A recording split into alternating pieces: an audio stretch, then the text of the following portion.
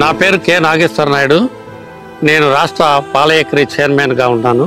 ఫిబ్రవరి 1వ తేదీ చంద్రబాబు నాయుడు మన రాష్ట్ర ముఖ్యమంత్రి ఇక్కడికి రావడం జరిగింది. ఇక్కడ 2 బంగారు కుటుంబాలను సెలెక్ట్ చేయడం జరిగింది. వీళ్ళ పరిస్థితి చాలా దీనంగా ఉండేది.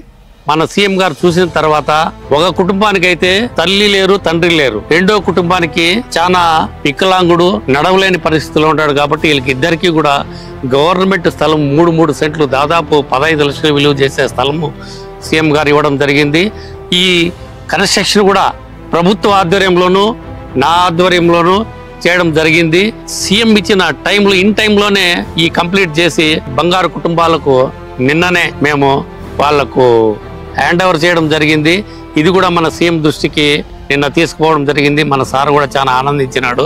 ప్రభుత్వం కూడా చాలా హెల్ప్ చేసింది. కాబట్టి ఈ నిరుపేదలకు వీళ్ళు చాలా ఆనందంగానూ ఉన్నారు.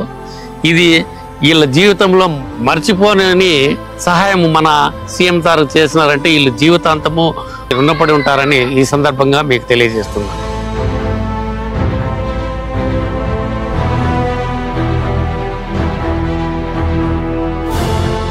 నా పేరు నాగయ్య.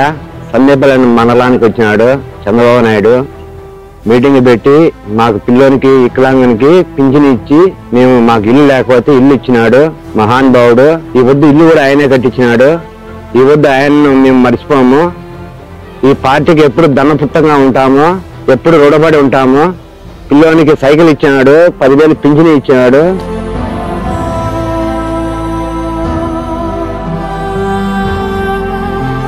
చంద్రబాబు నాయుడుకి ఎప్పటికి రుణపడి ఉంటాము. ఎప్పటికి ఆయనకి మా జీవితం నిన్నాళ్ళు ఆయనకు ఓట్లు వేస్తాను ఉంటాం, గెలిపిస్తాను ఉంటాం.